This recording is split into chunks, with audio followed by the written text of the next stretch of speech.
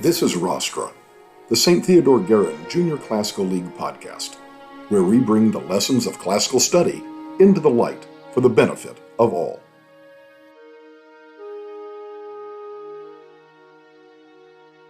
Welcome back to another episode of Rostra. We've got a return guest.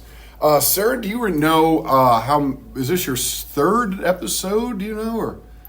I think it's my third. I think it's your third. I got to say, you've certainly done at least a couple for us before. So we have Saran Wagner back with us, and Saran and I were just talking before we started recording here. I like this topic very much. Well, I certainly enjoy mythology.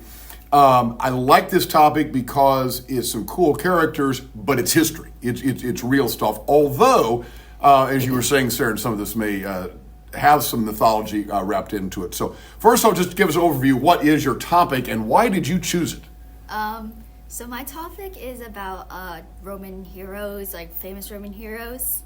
I think I picked this one because I think it's just in my Latin class, Latin 2, we did discuss like people like we definitely discussed Horatius Cocles, which I will, and Clelia, which we will go, which I think I have notes on. We'll go over. Okay. I think it's just like it kind of just like I don't know what about it, but it's just like I just thought they were like inspiring, like pretty cool. Yeah. So connection from class stuff we talked about in class. Okay. Well, you've already mentioned a couple of names, so I know you've got 3 or 4 people here. Start us out. Tell us about some of these great Roman heroes. I think one of the first people I researched was like Cincinnatus. I saw pronounced different ways. Around. Yeah, Cincinnatus, sure. Okay, Cincinnatus. He was basically a Roman statesman. He was a consul, and then he was a consul in like about 460 BC. Then he was like a dictator around like 458 and 439 BC. Yes. And he basically was a farmer. He heard like a call from like the Senate. Yeah. And he left farming to go to lead the Roman army to victory. Yes. And he was like, and he won, so he was like given all this glory and but he still chose to return to the farm 15 days later. And pretty much, I guess the main thing with the story was like an inspiration for like the Roman people, like. Now, you used the term dictator. Did you find about what that meant back in that day? Because it's not what we think. Same thing. It's not the same thing as we think of with a modern day dictators. Of course, you think about Hitler and Mussolini and people like this.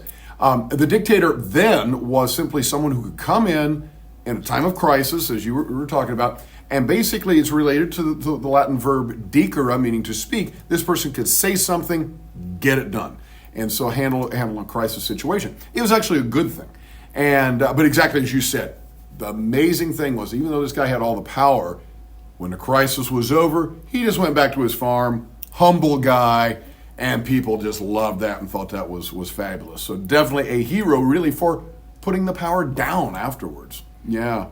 And it also was like definitely against like the Roman like status quo, because they just like the Roman culture, they just like prioritizing the power and glory a lot. Yeah. And the fact that like this guy just decided to just go back to his farm is probably like pretty like absolutely pretty like almost like what's the word? I guess revolutionary. It really was, and that's what got everybody's attention. Yeah. So who's next on your list? I have Camillus. He basically he was a Roman soldier and statesman, like a lot of the people. I think actually he might be the last statesman in the list, but he was basically famous for defending Rome from a Gallic attack. Yes. He basically was captured the Etruscan city Veii. Correct. Yeah, that's exactly right. Yes. But afterwards, he was kicked out of Rome. I couldn't really find the reason why, though. But yeah, some of the people didn't like the way he was behaving, and they thought maybe he was a little arrogant, and so they drove him out of Rome, even though he had been a hero, as you said, in capturing this other town. But then what happened after that? But then this guy named, I think with the Gauls, this guy named Brennus attacked Rome, and Camillus, he just still came back to defend Rome. And even though the Romans had kicked him out, he still came back to defend the city and drove the Gauls out and really saved the day. So Good again, hero because of someone who is kind of putting their own interest aside and doing something for the greater good. Okay, who's up next? So next I actually have like a Horatius Cocles. Yep. Basically, what he's known for is saving Rome from the invasion of the Etruscans under like Lars Porsena and Tarquinius Superbus, the former king of Rome. Which that's his whole other story behind that. Right. Basically, Horatius, he volunteered to lead the army to stop the Etruscan invasion, which is already pretty heroic enough. Mm-hmm. But then, like, during the battle, so, like, they were planning, pretty much the Romans, they were planning on, there's, like, a bridge across the Tiber River. Right. Etruscans were on the other side. For one side, Romans were on the other. Right. And basically what the Romans had planned is, like, they just cut down the bridge in half so the Etruscans can't get over. Right. And, you know, they're fighting on the bridge, and I think some of them were fighting across the bridge. And, like, as we're cutting over, you know, they kind of signal, they're just like, hey, gotta get over back there. Horatius did end up getting back from the bridge, so he was basically one guy against like a bunch of Etruscan soldiers. Exactly. Yeah. And he basically just jumped into the water. This is one of the stories that's been so famous. It's done into art, paintings about it, and then a famous poem about it by the British poet Thomas Babington Macaulay. So he basically is defending the bridge against the entire invading army while the Romans are chopping the bridge down behind him, so the army can't cross. Bridge falls into the river. Now he's trapped on the other side, and he jumps in and swims back across. Absolutely heroic. Should be noted, he had a couple of guys who stood with him. And a lot of times we think, you know, you got to do stuff by yourself, but you need people to help you, and even heroes need people to be beside them. And he had a couple of guys that stood with him and helped defend the bridge. So, famous story. Romans loved it. Yeah. All of the humans seem like have loved it for the last 2,000 years. Now, we've had 3 guys as heroes so far. Mm-hmm. I believe your last person is... Actually a girl. A girl, and not even an adult woman. I think they're basically, you know, like high school age. High school age, yeah. This girl would be a more high school age. So tell us about who this is. This high school girl is Cloelia. Basically, she was taken hostage with other children, Roman children, as a treaty with the Etruscans, Porsena. Yeah. Pretty much, they just had to capture a bunch of hostages. Right. And Cloelia, she probably wasn't a fan of that, I would imagine. Not so much.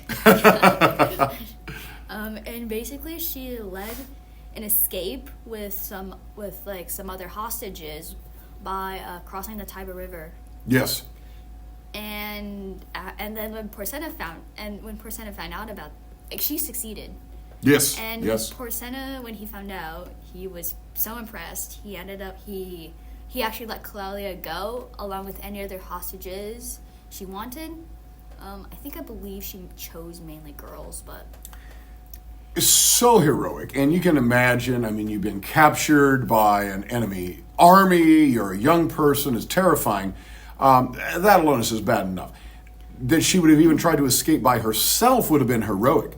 But she led these other Roman children, under cover of night, to swim across a river. It's like, oh my goodness, tremendously heroic. So much so, exactly as you said, even the enemy king was impressed.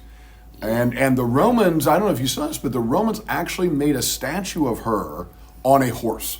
No other Roman woman ever got a statue on a horse because that was reserved for military people.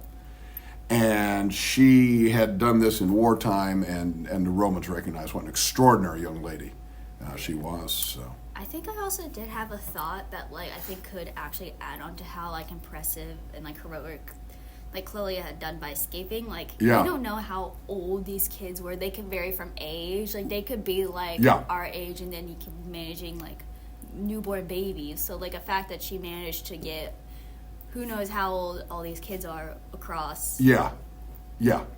And I think the fact that everyone was pretty impressed implies that there are definitely a lot of younger children that need to be Absolutely. She was able to lead them, and of course they would have been scared terrified and nervous and everything. And so the fact that she's able to lead them shows just how extraordinary she was. So, well, like I say, what I like about this, these are real people. This isn't just mythology, although this is so far back. Sometimes there are legendary aspects to these stories. So, as always, Saran, it's good to have you. You always have a great episode with us, and we appreciate your time. Yeah, thank you. Thank you for listening to Rostra. You may check out all our episodes on Spotify and follow us on social media at GarinJCL. That's at GuerinJCL.